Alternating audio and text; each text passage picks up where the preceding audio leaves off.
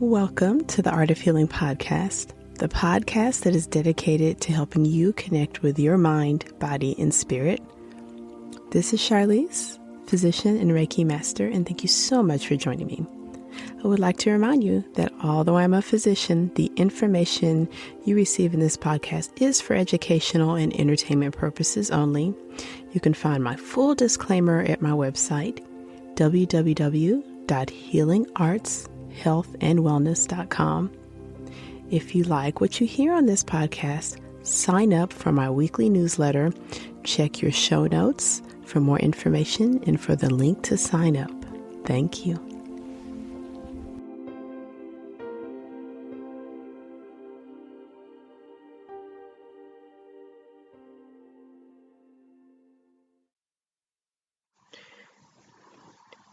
This podcast episode will be discussing medically related issues.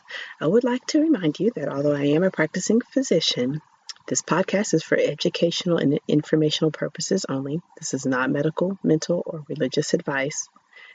This is not legal or financial advice. And it is your responsibility to pursue medical care as recommended. Please see my website for further information on this disclaimer. Thanks.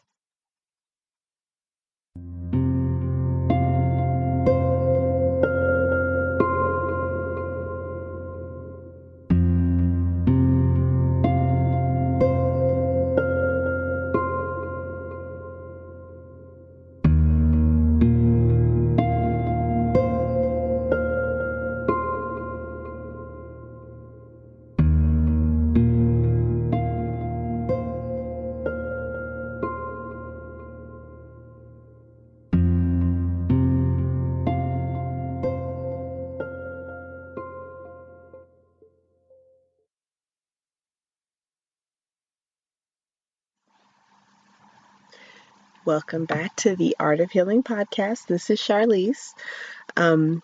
For the month of February 2021, we've covered some fun topics. We've had an interview with my dear friend Brandy, and then we have started discussing chronic pain from a holistic approach. So to close out this month, I thought it would be nice to finish up the chronic pain series and cover what may cause us chronic pain anatomically, but more from the energy anatomy rather than just the physioanatomy that we typically discuss in modern medicine. On some of my previous blogs, as well as the podcast, I covered how blocks in the energy body or your chakras may show up as certain symptoms. So we've done insomnia, and then we've also done weight gain. And then I will make sure to put some links as well if you just want a quick reference. And I have created a few printables as far as the chakra system, which we use in Ayurveda, and what glands those correspond to, what glands in the body. For this one, I just thought about this. It may help to have a printable that covers the chakra system in terms of maybe some anatomy. I'll describe it as we go through it, but for this one, we're going to cover how energy blocks may show up as chronic pain. For this pain series, and I would say it may help to go back to listen to 1 and 2 if you haven't listened to those. We covered the types of chronic pain, and then on the second series, we covered some holistic approaches for chronic pain. So just as a reminder, we know there are 7 major energy centers that are typically discussed in Ayurveda. And those are going to be the root, which is the first, the navel, which is the second, the solar plexus chakra, which is the third, the heart chakra, which is the fourth, the throat chakra, which is the fifth, the third eye chakra, which is the sixth, and the crown, which is the seventh. I don't always use the actual names of them because I'm on a podcast and I'm afraid I'm going to butcher them. But they do actually have the actual names that they're used in yoga. But I tend to just go ahead and use how we would discuss it in English. but especially because we're going to discuss some anatomy and it gets a little bit more complex. So the first one, as far as root, if someone has a major energy blockage in their root chakra, how that might show up is chronic pain. And so, being that the root is located deep within the body, somewhere between the front of the lower abdomen, the pelvis, and the tailbone. So it's very deep. The energy center is thought to live somewhere near those internal organs. An energy block there, in my mind, I see it as showing up as lower back pain, chronic severe lower back pain. I also would classify the knee and hip issues we discussed previously. Those are osteoarthritis, is possibly being related to a first chakra block or root chakra block.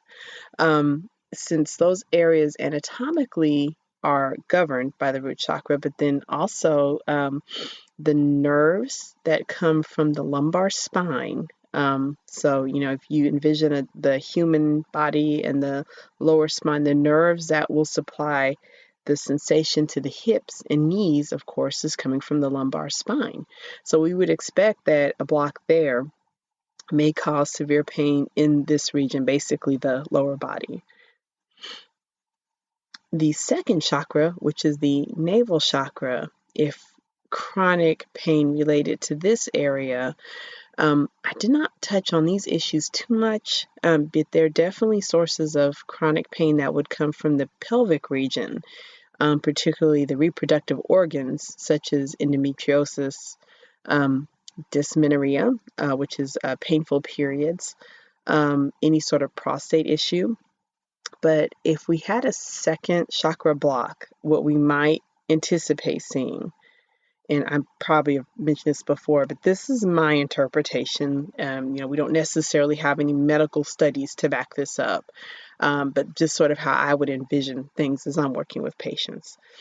But a second chakra block may show up with pain related to reproductive organs, particularly in women, maybe pain related to menstrual periods or pain related to fertility problems, so what we might call pelvic pain. Men can also suffer from various forms of pelvic pain, particularly after a diagnosis of prostate cancer and sometimes after treatment for that. The next energy center, which is the third or the solar plexus chakra, if we were going to have chronic pain related to that area, it would more than likely be organ related. So this would probably fall in the classification of a chronic digestive issue such as irritable bowel syndrome, an umbrella term to cover multiple digestive issues, and some of that could be pain or cramping. Something we don't see too commonly, but it does occur, is pain from chronic inflammation of the pancreas, a digestive organ that's in the solar plexus chakra. So that would be pain from chronic pancreatitis. So at least so far, I would say probably the navel and the solar plexus, if we have chronic pain from those areas, more than likely is something to do with like an organ dysfunction. And if you recall, I think I mentioned in the previous two that even though we're discussing this, if you're suspicious of any of this in your own body, of course, you got to get a good diagnosis, which would mean establishing with a doctor that you trust to discuss your symptoms. The next energy center, which would be the fourth or the heart chakra, it is potentially possible to have a chronic pain syndrome from this area, but not so much relates to what we had discussed previously, like the osteoarthritis. Maybe some of the inflammatory conditions. So you can have chronic pain from the lungs in the form of inflammation of the lungs that might be an after effect of a severe infection. Could be an ongoing effect from an inflammatory condition. So we call that pleuritis. And then you could have chronic pain from the spine, the thoracic spine, which is a spine that's going to be behind the chest. And that might be an issue in someone who has bone loss, such as osteoporosis. Um, Chronic pain from the heart, which we also call angina, which would be diagnosed after someone has been diagnosed as having blockages around the heart or coronary artery disease. Not a typical thing we think of with chronic pain, because we know that it's typically being caused by lack of oxygen getting to the heart. But for the terms of our discussion, that could be a form of chronic pain related to the heart and lungs. Of course, really important if we suspect, any sort of chest issue, chest pain, it would really need to be diagnosed. We discussed previously like arthritic pain and low back pain, which healing modalities at home could help. But in the chest area, we do have to have a solid care plan, because there we could have issues that are more important that we need to rule out, get a good diagnosis, imaging, and all of that. The fifth chakra, or the throat chakra, if an energy blockage were occurring there, what we might see would be headache related to tension headache from chronic tension and stress in the muscles of the neck. So probably a tension headache, but particularly that's different from migraines in that most individuals will note pulling pain, spasms in the muscles of their neck, especially at the back of their neck. Often individuals will notice clenching of the jaw, especially in their sleep, and all of those being made worse during times of severe stress. A blockage in the third eye, how that might show up with a chronic painful condition, and we had discussed this in the previous podcast, would definitely be any sort of headache syndrome like migraines, a daily headache, any reoccurring headache, of course, because the third eye is believed to be, deep in the center of the brain, near what's called the pituitary gland. Wouldn't expect so much a pituitary gland to hurt, but often how I've noticed in my own practice is individuals that may have some kind of blockage there, it often will show up, if it does show up with pain, with migraines. And then finally, the seventh chakra, or the top, the energy center that's believed to be above our head. This one, and when I think about this, if I were going to classify any sort of painful condition, I may actually put it in the class of those non-localized painful issues, possibly like a chronic fatigue syndrome or fibromyalgia, where we're having multiple issues affected. Everything down the line is affected.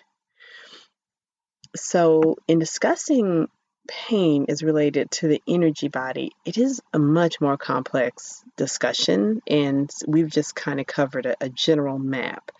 But the list of potential, like what could be causing it, what does that mean as far as my mind-body connection, it gets pretty lengthy. I'll make sure to put some references as far as some of the issues I discuss with this to help make that a little bit easier.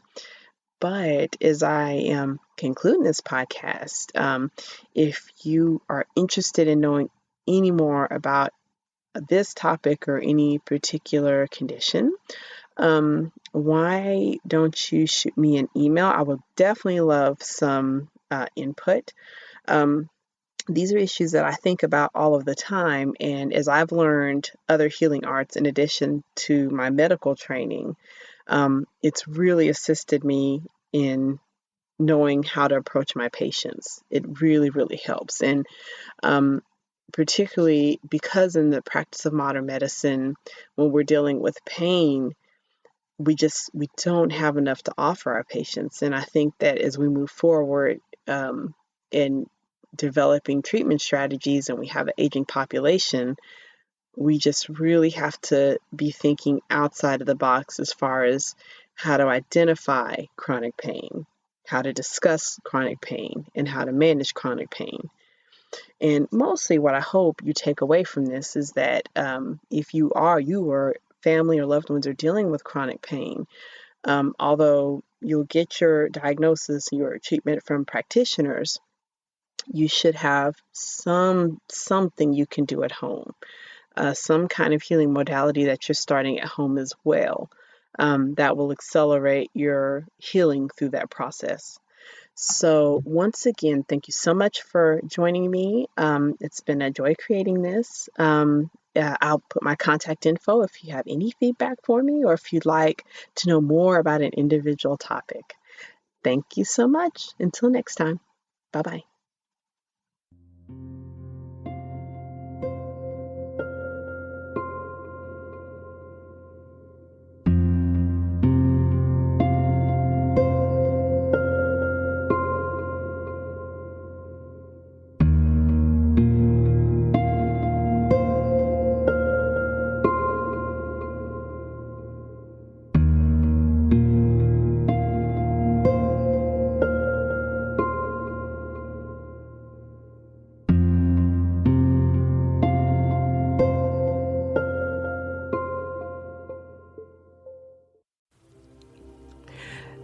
Thank you so much for joining me for this episode of the Art of Healing podcast. Once again, this is Charlize. You can find out more about me at www.healingartshealthandwellness.com. Did you know I have a blog as well as online courses? Check your show notes to sign up for more information about healing arts, health, and wellness. Thank you. Please feel free to share this episode with your friends, family, and loved ones.